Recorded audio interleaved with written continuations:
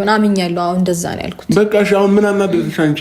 አሁን ያናደደሽ ወይንም እንትን ያለሽ ነገር ንገሪኝ። ምንድነው? እስኪ ከዚህ ሌላ ችግር ማያጣ ሁሌ አንድ ስቴፕ የሆነ ነገር አስተካክለው ሲሄዱ ሁሌ ከፊታቸው ችግር አለ ማለት ነውና በጣም ፈተና የበዛበት ህይወት ነው እነዚህ ልጆች እየኖሩ ያሉት። ሰላም ጤና ይስጥልኝ።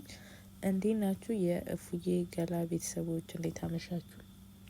ሁላችሁንም ሰላም ብያለሁ። ለድምጼ በጣም ይቅርታ፣ ኃይለኛ ጉንፋን ያዘኝ። በነገራችን ላይ አየሩ እየተቀያየረ ነው።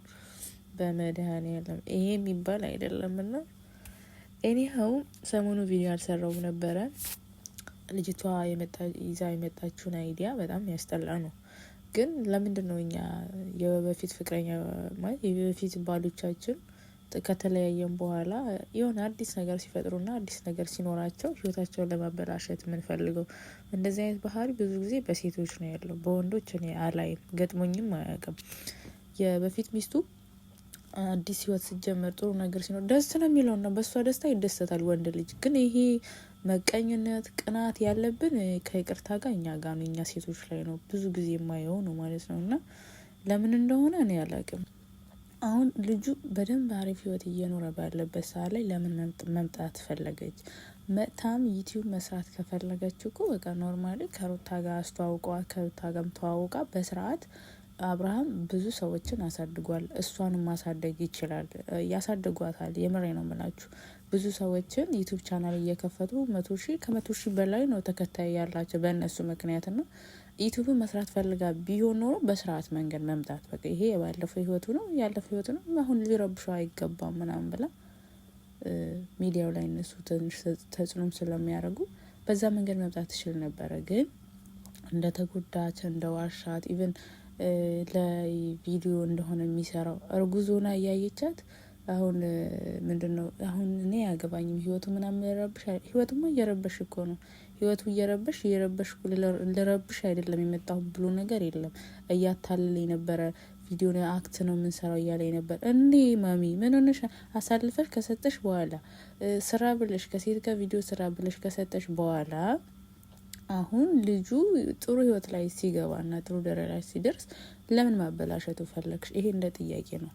ሴት ልጅ ነኝ እኔም ነገር እኔ ላይ ሊደርስ የማይፈልገው ነገር ሰው ላይ እንዲደርስ አልፈልግም። እና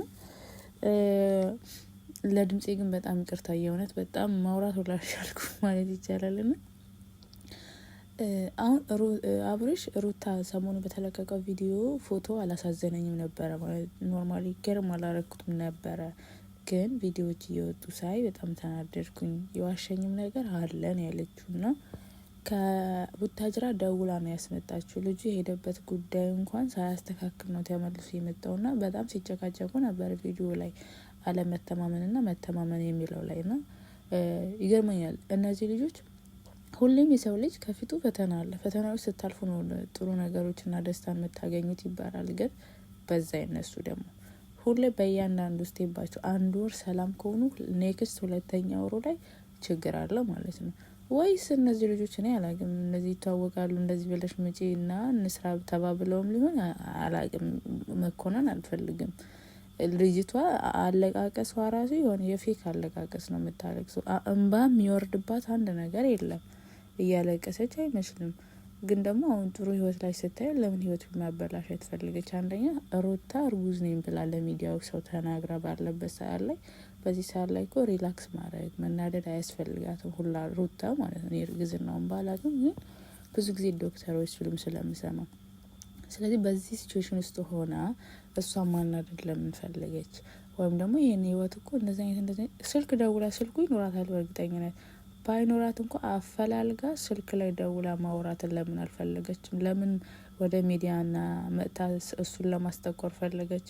ሰዎች ወደ እሱ ተነስተው እሱ ባለጌ ነው እንዲሉት ፈልጋ ነው በእርግጠኝነት። የምር ካልሆነማ ደውላ ታወራው ነበረ። እንዴት ማለት አሁን ልጁ ጥሩ አግብቶ ተጋብቶ ዱባይ ሄዶ ምን ይሉ ሚስቱም እርጉዝ ናት። አሁን አወራችም አላወራችም የሚዲያው ሰው ሊያምናት አይችልም። ገባችሁ አይደል? ሁለተኛ ደግሞ ልጇ አሳልፋ የሰጠችው ራሷ ናት ቪዲዮ ስራ ብላ። ዲላ ዩኒቨርሲቲ ነበርኩኝ የማውቀው ነገር የለም ብሎ ነገር የለም። ይሄ ሁሉ ቪዲዮ ሲለቀቁ መቼም ሶሻል ሚዲያ ተጠቃሚ ነሽ፣ እንዴት አታይም? ሚዲያው ከሚዲያ ከዩቲዩብ አልፎ ኢንተርቪው ቲቪ ላይ አባይ ቲቪ ላይ ቀርበዋል ከአንድም 2 ጊዜ። እንዴት አላየችም? የማይመስል ነገር ነው።